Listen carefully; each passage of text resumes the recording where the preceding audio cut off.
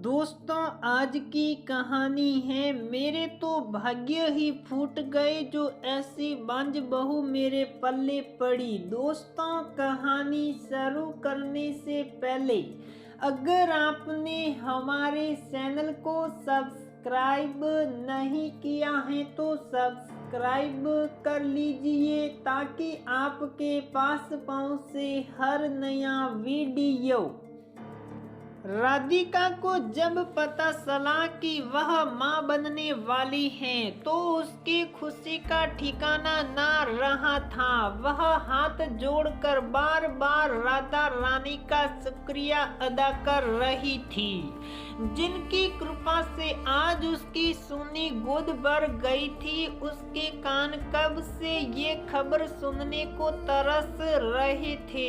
आखिर वह समय आ ही गया जब भगवान ने उसकी प्रार्थना सुन ली और उसे बांझ के कलंक से मुक्त कर दिया। वह रोते हुए अपने पति योगेश से बोली, अब हमारे आंगन में भी बच्चा खेलेगा और मुझे भी मां बनने का सुख मिलेगा। अब तुम निसंतान नहीं रहोगे। अब सासू मां की इच्छा भी पूरी हो गई।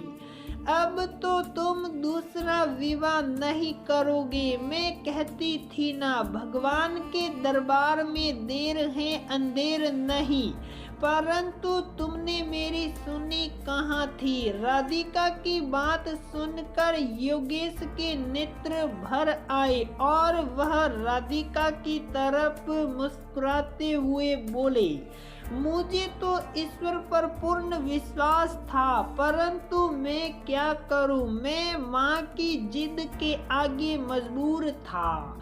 मैं प्यार तो तुमसे करता था, परंतु मां का दिल रखने के लिए मैंने झूठ मूठ के लिए ही दूसरी शादी करने के लिए हाँ भर दी थी।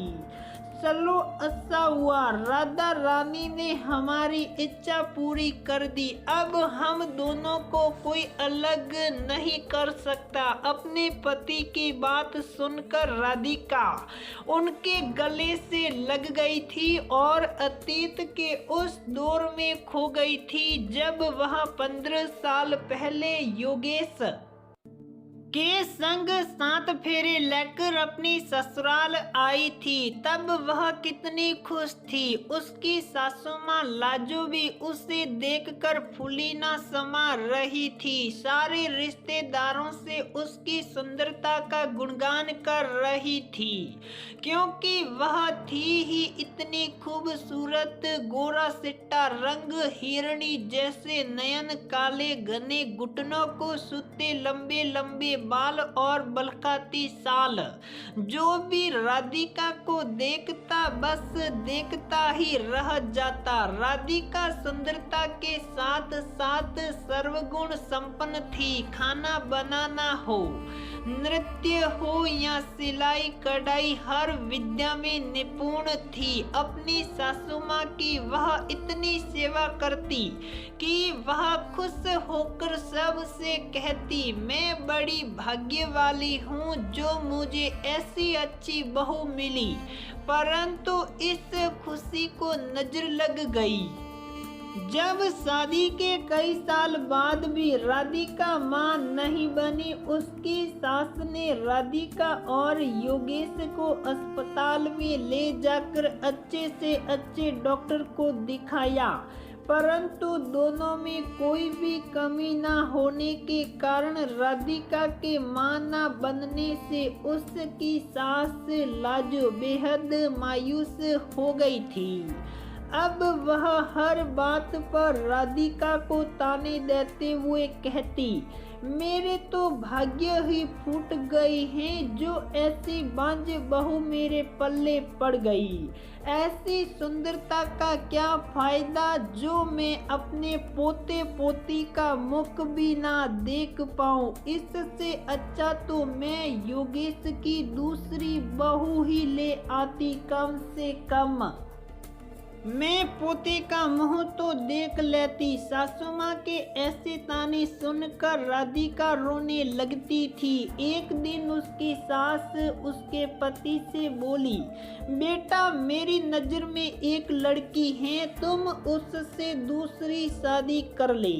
जब योगेश दूसरी शादी के लिए मना करने लगा तब उसकी मम्मी बोली, देख बेटा अगर तो दूसरी शादी नहीं करेगा तो मैं जहर खाकर मर जाऊंगी।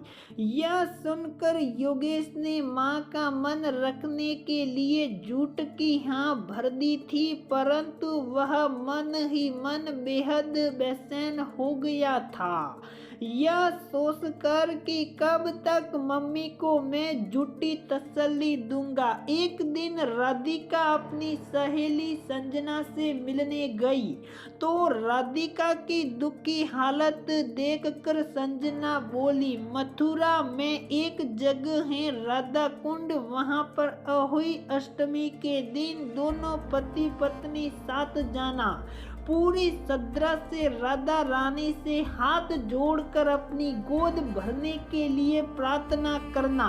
फिर दोनों आधी रात के समय राधा कुंड में स्नान करना। स्नान ऐसा करने के बाद पीछे मुड़कर ना देखना और अपने पहने हुए कपड़े को वहीं छोड़कर आ जाना। राधा रानी को प्रसाद में सीताफल का भोग लगाना और पूरी श्रद्धा से माँ की ज्योत जलाना। ऐसा करने से मैया रानी तुम्हारी इच्छा जरूर पूरी करेगी।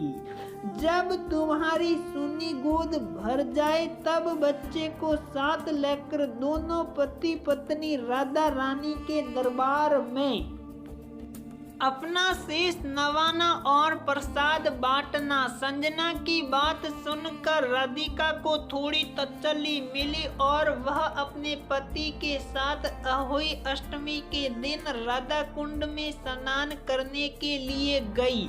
जैसा उसे संजना ने बताया था उसने पूर्ण श्रद्धा और विश्वास से वैसा ही किया। एक दिन जब राधिका रसोई में खाना बना रही थी तो अचानक से उसका जी मसलाने लगा। उसे जोर से चक्कर आ गया जिससे वह बेहोश होकर वहीं गिर गई।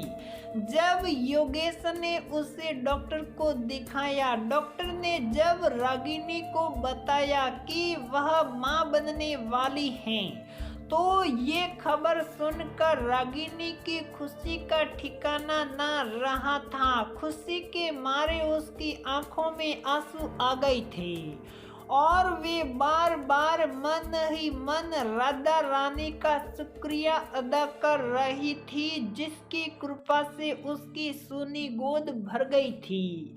जब ये खबर राधिका ने अपनी सासू माँ को दी तो वह भी खुशी से रोने लगी थी और उससे हेलो सिकू अपने द्वारा किए गए बुरे बर्ताव के लिए माफी मांगते हुए कहने लगी, बहू मुझे माफ कर दो, मैंने तुम्हारे साथ बहुत बुरा व्यवहार किया।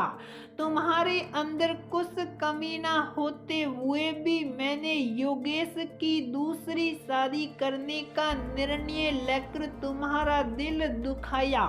इतना कहकर वह राधिका से माफी मांगते हुए उसके सामने हाथ जोड़ने लगी। सासू माँ के अंदर अपने व्यवहार के लिए शर्मिंदगी देखकर राधिका अपनी सासू माँ से बोली, मम्मी जी कोई बात नहीं, कभी कभी बड़ों से भी भूल हो जाती है। मेरे मन में आपके प्रति कोई दुर्भावना नहीं है, मैंने आपको माफ किया। यह सुनकर उसकी सास बेहद खुश हुई। उसने 9 महीने तक राधिका के खाने पीने का स्वास्थ्य पर बेहद ध्यान दिया। पूरे 9 महीने और 9 दिन बाद जब राधिका ने बेहद सुंदर लड़के को जन्म दिया तो उसे देखकर उसके पति और सास बेहद प्रसन्न हुए। उन्होंने बेटे का नाम राधा रानी और राधिका के नाम पर राधे रखा और कुछ दिनों बाद खुशी खुशी पूरे परिवार के साथ राधा रानी के दरबार में जाकर पूरी श्रद्धा और विश्वास से अपनी मन्नत पूरी होने का प्रसाद सजाया। तो दोस्तों, हमारी यह कहानी यहीं पर समाप्त होती है। अगर आपको हमारी ये कहानी पसंद आती है तो लाइक करें, शेयर करें और नए चैनल को सब्सक्राइब जरूर करें।